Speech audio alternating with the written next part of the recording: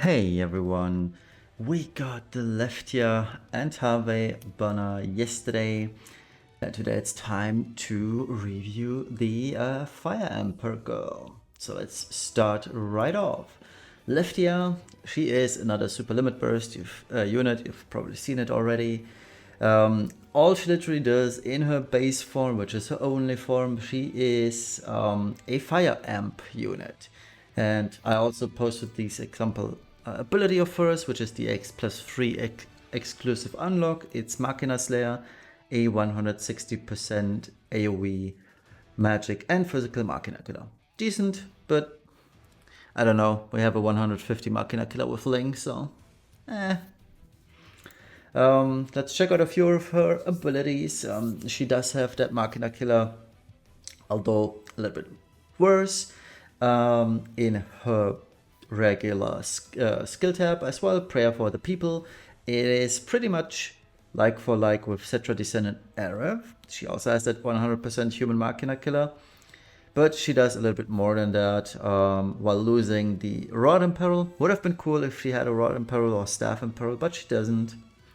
And for some reason, someone of you who actually follows the story may tell me why, but she has German names in her abilities like Machteinsatz, which means use of power. And that one enables a skill for 4 turns to all allies, which reads Magie Artillery or Magic Artillery, which unlocks AR frames for the entire party. So much like Neovision Awakened Bards does with his, I don't know what the name of the ability is.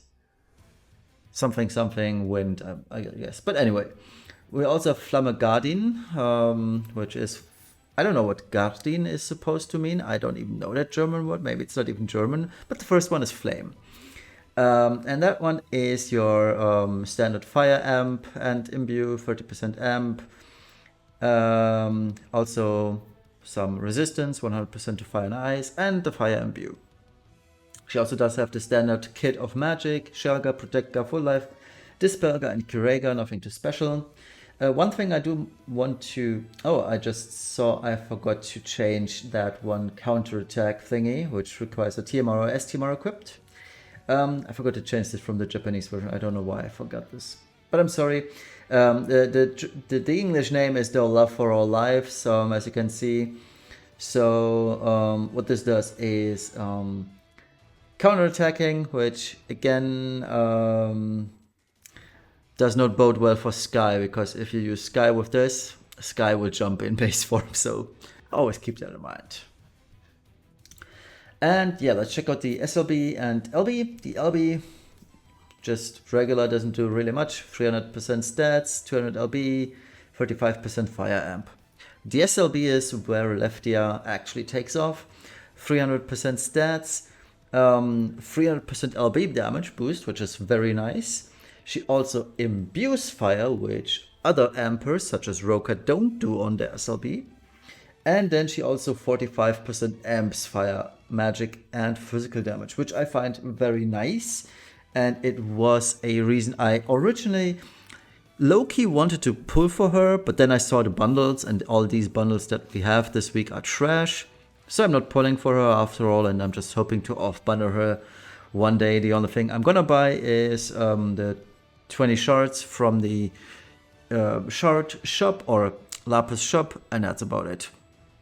So I can EX+1 her immediately whenever I get her. And then I'll always obviously buy the VIP coin shards later. So I have 50 surplus and just need one more copy for EX+2. But that's me. I would have liked to use her in the current Dark Vision final boss, but alas, there's always Rain who can be crowned if I need to. The TMR, STMR Vision card. The TMR I find rather neat. It's niche, but yeah, it's definitely usable though. So it's an ability, and it grants an ability which is triple bolting strike at 50x, fire magic though. So this is pretty much like for like with Braska's TMR, which is water magic. It's also triple bolting strike. So yeah, and it's also single target. Please keep that in mind. The Super Trust Master, Clothes, 70 magic and spirit, 4 LB crystals per turn and 200% LB fill rate. And a vision card, absolute trash tier.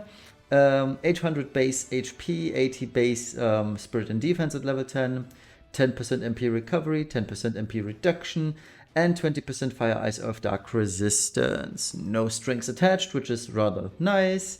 Yeah, but the verdict, I mean, TMR, definitely usable. It's just a lazy design, honestly. The STMR is a letdown. And honestly, you're just going to use this for LB fill off gear on a form you don't use, such as, let's say, who's a good target for this? Esther, for example, in a Brave Shift if you wanted to use that, and for LB fill rate, but other than that, And the vision card, straight trash. You're never going to use this. So yeah, usually this would be the part where we discuss damage, but Lehftia, she does no damage at all. So let's just compare Lehftia to other Ampers. I picked Roca because they are very similar. And I picked Cetra Descendant Aerith because, well, apparently Lehftia took some lessons, at least kit-wise, from Aerith. So as you can see, Roca and Lehftia, they have pretty much the same kit. It's just a minor difference between the CD, the cooldown reduction on Roca, which is super, super unique, and that makes her a way better unit than Lehftia. But on the flip side, Roca does not imbue on her SLB, while Lehftia does. Also, Lehftia has the upside of granting AR frames. It's nice to have, but ultimately, these days, granting AR frames, while it sounds cool on paper, it probably will never get any real use. So after all, she's just your average chain bot, be it Extreme Nova frames for Esther or whatever you like, honestly. She could also be just triple bolting striking with her TMR, if you don't use Esther, for example. So yeah. And then comparing Lehftia to Cetra Descendant Aerith, as you can see, Cetra Descendant Aerith has that 100% human Machina killer as well. Lehftia does a little bit better with the 160 though. However, Cetra Descendant Aerith, 35% Rod Impel, 400% stats, less LB damage though, less fire amp though, but on the flip side, with Cetra Descendant Aerith being a Brave Shift unit, she has that second form, where she has that 45% light amp, she can actually deal good damage, that holy shenanigan stuff she can do, it's still very good, and her gearing is super flexible due to being a Brave Shift unit. So, all things considered, if I were to rank Cetra Aerith versus Roca versus Lehftia, Cetra Aerith would be still ranked 1, Roca would be ranked 2nd, and Lehftia, well, she is kind of just whatever. And yeah, the verdict, I mean, unsurprisingly, she's just a 2 out of 10.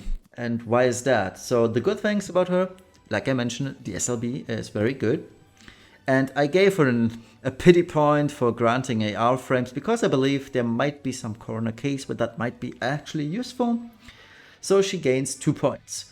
One thing I do want to mention, for support units, I decided to not take DPS into account. So you will not see actual minus points for dealing damage, but on the right hand side you can see the point where she lost 1 point for having 0 damage potential, and that is an issue. I wouldn't mind if she, like Cacteria for example, or Cetra Descendant Aerith, would be able to deal some damage, like say 50 to 100 million.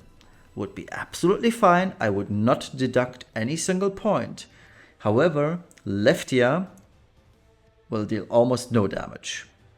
She has super bad passives, she only has 100 true double hand spirit, she scales off of spirit, has only 100% true double hand spirit or true single wheel spirit, and her spirit passives are all bad. So take that for what you will, but she has 0 damage potential. She also has no imperil, no weapon imperil. Her kit is super one-dimensional, no party support outside the standard magic stuff, and a garbage tier vision card. And that leaves us at minus 5 points. Now, if you remember, we are starting at baseline 5 points. We add 2, which is then 7, and we deduct 5 from that, which leads us to a rating of 2 out of 10. So the verdict overall on her, she's literally only good for her 45% fire amp and the 300% LB buff. And sadly, she's just an entirely useless unit otherwise. The AR granting ability, like I mentioned, may be her only way to see some play, and that is why she is at the 2 out of 10 instead of the otherwise 1 out of 10 she would have been if I didn't personally like the AR granting frames. And that is it for today's review. So rather short, but it's not due to the review format, it's more because the unit is boring. Anyway, tomorrow is Harvey's day. Let's see how he will fare, because I haven't done the review yet. If you're watching this, I will start doing this on Saturday, because I do have plans for today. So I'm up. Honestly, it's still first day for me as I'm recording this, but yeah, because I'll be out for the most of the day tomorrow, or today when you're watching this. So anyway, enough talk. See you tomorrow for the Harvey review and Dark Visions Day 2. Bye bye.